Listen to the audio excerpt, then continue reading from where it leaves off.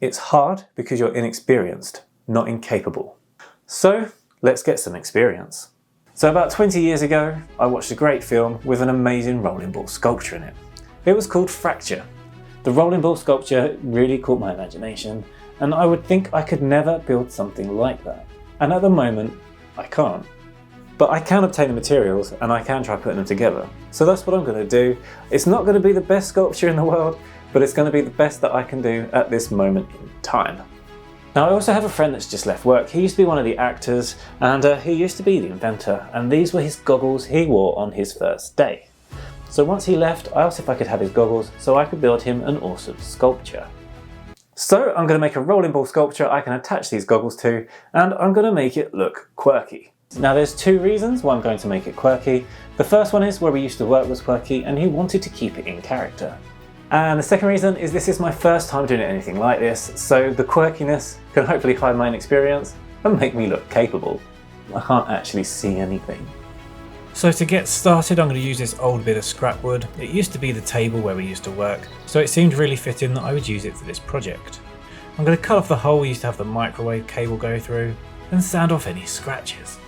I love using old pieces of scrap wood.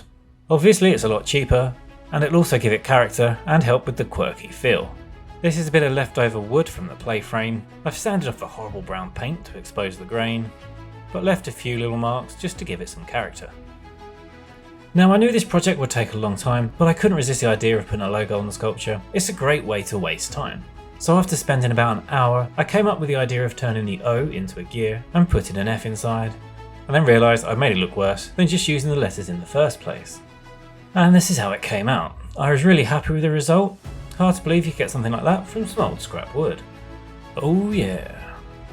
The next thing I had to do was start thinking about how I would build the track. I did a bit of research on this and I found a YouTube channel called Copper Gravity, and Ian on there has got a really good tutorials on how to make them, and is almost at 10,000 subscribers, so why not pop over to his channel and help him out. He's got all the materials and tools that are good to start with, so I thought I'd give it a go. Now I'm making spacers here for the track. It could have been easier if I had a sharper pair of pliers because I struggled with these quite a bit.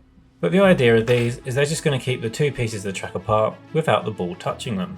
I then had to build the next part of the track, so I straightened the wire, or well, tried to straighten it. It took a few attempts. After I spent some time straightening the wire, I then decided to bend it, because obviously that was a good way to spend my time. Now another reason I chose to do this project is because my soldering skills are pretty bad. But I'm trying to learn electronics, and there's been other projects I've had where being better at soldering would have made them a bit easier.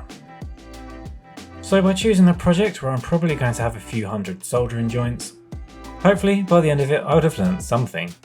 And as a general rule, whenever I'm choosing a project, I always try to do something out of my comfort zone so I can learn some new skills. And this project is mainly about soldering, but also about learning how to use wire.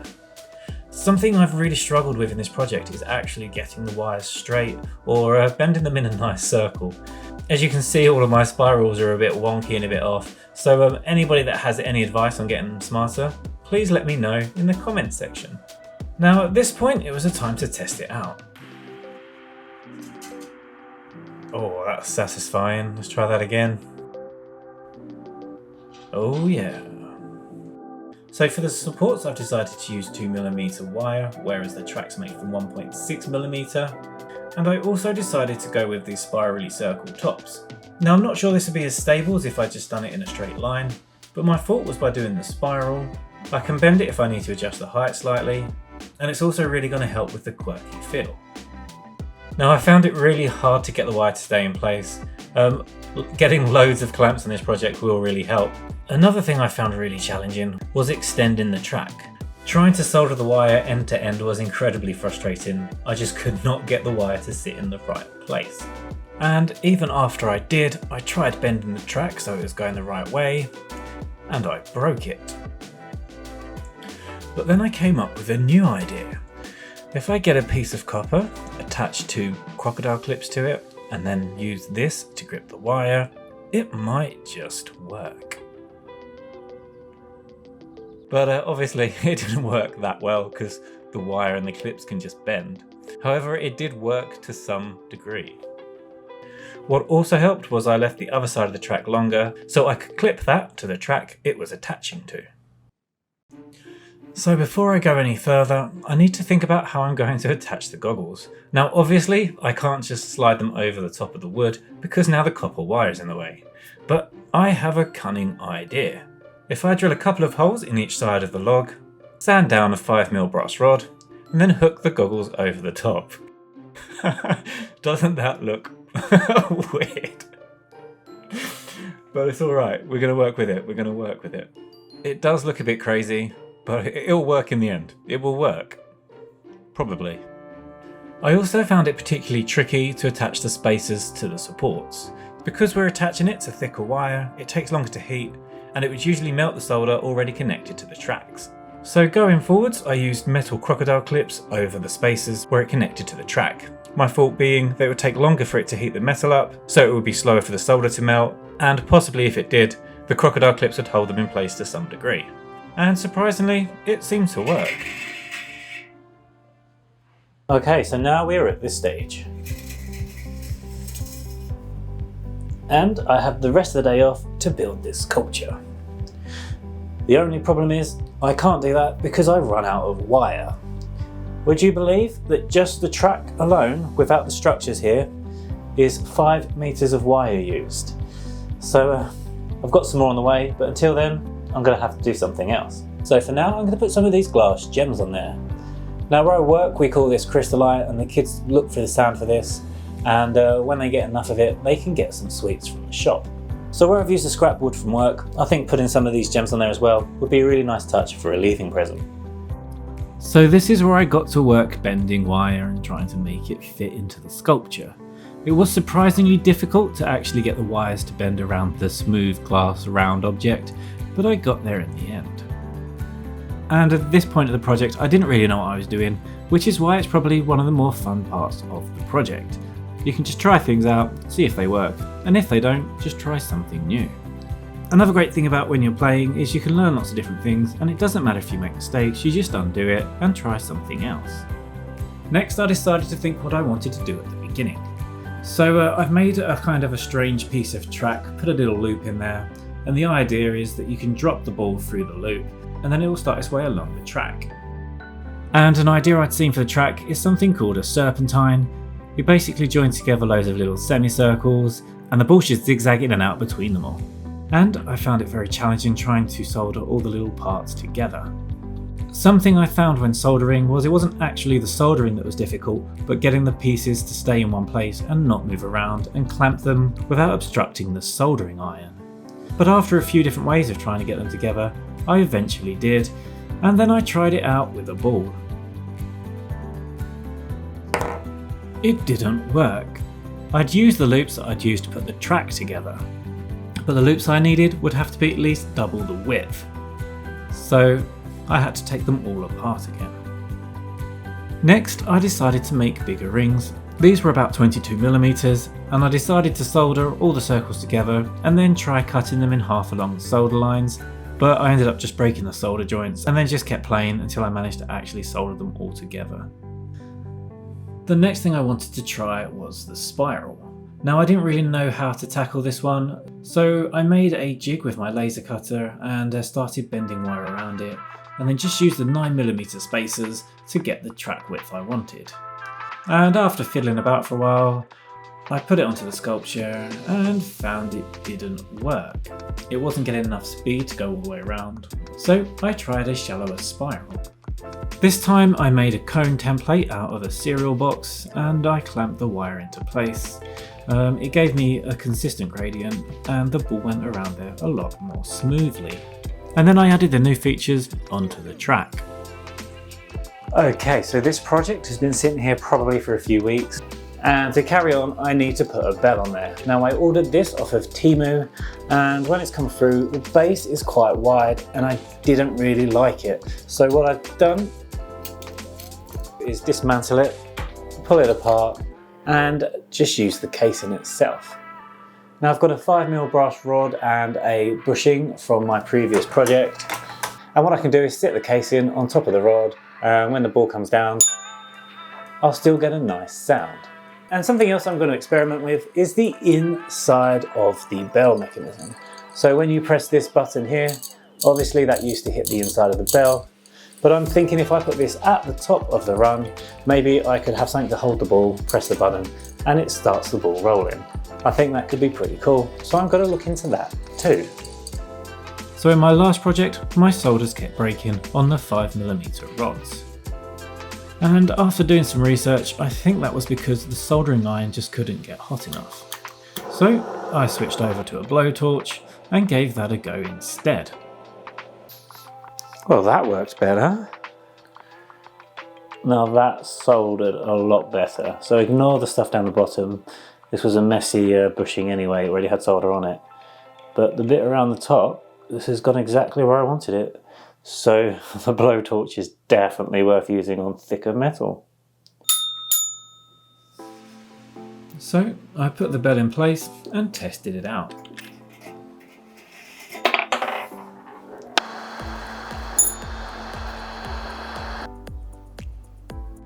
The next part was to dismantle the top of the bell and make the cradle to hold the ball before it's kicked. Originally, I thought it would be a good idea to do this out of wire, but as I thought about it, I decided to go with the same wood that the base was made out of. So I drilled a 12mm hole, which was slightly too small for the ball, carved the inside, and then gouged out a path for the ball to follow. Now it's hard to explain my thought process with carving wood because I don't really know what I'm doing. I just play with different bits, have fun, and see what the final outcome looks like. And here it is. Now I thought it'd be quirky to put it on a tall rod, and I also added a funnel so when the ball dropped, I knew it was definitely going to hit the track. I then stuck a little gear on the side, just because it added a bit of character. And although I could have finished there, I decided to make some other little quirky bits and attach them all to the sculpture.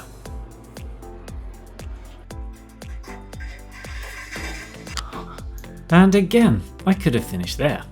But I've always wanted to try electroplating, and this was going to be the project I gave it a go. Now I saw a dodgy video on YouTube about electroplating where you cut part of a phone charger off, plug it into the wall and then put it into a salt and vinegar solution.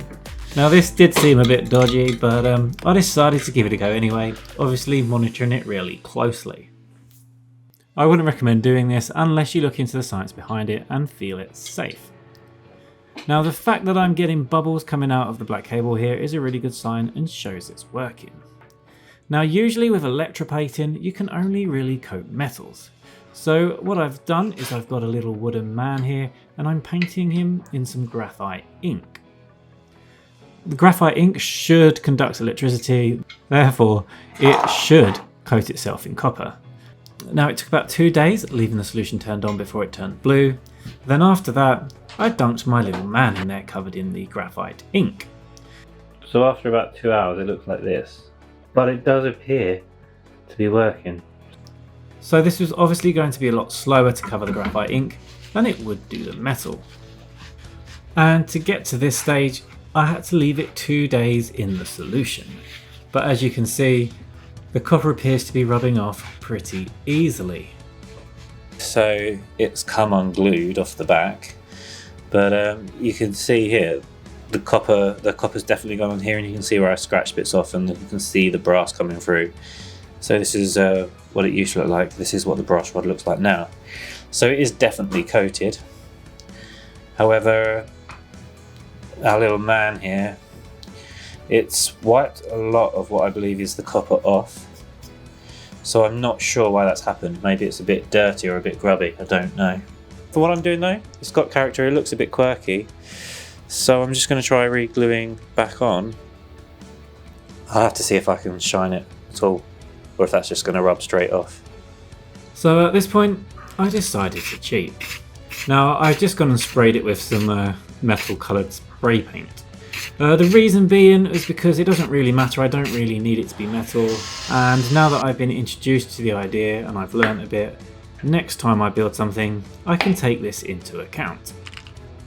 Now as a finishing touch I also made a plaque, and ideally I would like to have copper coated this too. However, this project's been sitting on my desk for a long time, so I've just decided to make it out of plywood and then again spray it with the brass paint. After attaching it, the sculpture was finally complete. So after a few months, finally, here it is. My table has taken a bit of a beating from all the balls falling off, but it's a small price to pay. And overall, I'm actually very happy with how this has turned out.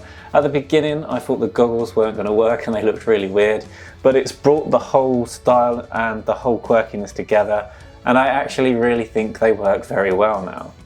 My soldering isn't perfect, particularly around the first solders that I've done, but I've certainly got better as I've been going along, and I've certainly learned a lot about soldering, which was the main idea of this project. And if we go back to the quote at the beginning, it's hard because you're inexperienced, not incapable.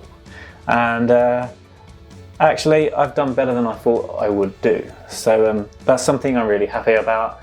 And now I'm more experienced, going forwards, I can add things to it, or when I build a new one, I can incorporate new things. I would certainly put an electric ball lift in, so I've got continuous movement of the balls going around. I've got some more ideas, and it's actually something I do want to play with in the future. And if you've got a project you want to work on, but you've been putting it off because you don't know if you can, or you don't know where to get started, just take away one thing from this video, and it's don't ask yourself if you can, ask yourself how you can. As much as I'm happy, I'm also quite sad. It's come to the point where I'm going to have to give this away. It's kind of become part of the office. Even if it doesn't have a function, it's got so much character and it's been taking up this space, so I'm going to have to find something to replace it with. But let's go and see if Ollie likes it. So I've set it up in his room. I think it fits in quite well, and I've told him I'm going to film his reaction, so I think he might feel a bit awkward being watched, like a kid opening their presents at Christmas. Yeah, you've got to look amazed. Okay, I'm going to look amazed. That's awesome. What is it? Oh, it's a marble run. Wait, I wrote that one. Wait one sec. Oh, that's great. Ollie Furs as City Inventor. No, I love it. That's so cool. And it's not as big as I assumed when you made it out to be. It will fit in loads of places. No, that's great.